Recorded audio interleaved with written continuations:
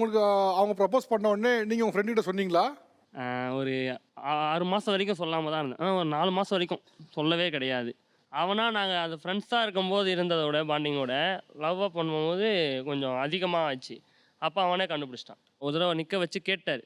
இந்த மாதிரி வந்துட்டு அன்டைமில் வெளில போகிறீங்க, ஃப்ரெண்ட்ஸாக இருக்கும்போது கூட உட்காந்து தான் பேசுவீங்க வீட்டாண்ட, இப்போ என்ன வெளியில் போகிற பழக்கம் அப்படின்ற மாதிரி தொடர்ந்து ஒரு 2-3 தடவை போகும்போது கேட்டார். அதுக்கப்புறம் நான் ஒத்துக்கிட்டேன். உங்கள் வீட்டில் இருக்கிற சகோதரனோட ஃப்ரெண்டை லவ் பண்ணுறோம் அப்படிங்கிறது உங்களுக்கு தான் நெருடலாக இருந்துச்சா? ஸ்டார்டிங் இருந்தது, சொல்கிறதுக்கு முன்னாடி இருந்தது. அதுக்கப்புறம் சரி ஓகே அக்செப்ட் பண்ணிக்கலாம். எப்படி அதை மீறி லவ் பண்ணீங்க? எப்படி இது அதை மீறி லவ் சொல்லணும்னு அவர் தோணுச்சு? பண்ண கேரிங், அவர் யார்ட்டுமே என்னை விட்டு கொடுக்க மாட்டார். அந்த ஓகே, அவங்க விட்டு கொடுக்காம இருக்குது உங்களுக்கு வந்து அதை ஆனால் தாண்டி எங்கள் வீட்டில் என்னன்னா அவன் தான் என்கிட்ட இருந்து இவரை பிரிக்கிறதுக்கு பார்த்தான். தப்பிச்சு கூட எப்படியாவது என்கிட்ட இருந்து இது புதுசாக இருக்கு. ஏன்?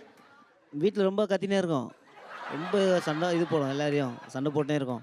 சரி, தெரிஞ்சோடனே நீங்கள் என்ன செஞ்சீங்க? வார்னிங் பண்ணேன். யாருக்கு? உங்கள் ஃப்ரெண்டுக்கு? ஆமாம், தப்பிச்சிடுறான்ட்டு.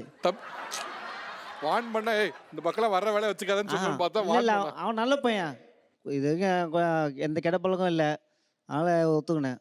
ஆனால் வார்னிங் பண்ணிட்டான். இந்த பக்கம் வராதடா, உன் நிலைக்கு தான் சொல்கிறேன், அப்படியே ஓடி போயிரு சொன்னேன், அவன் கேட்கல.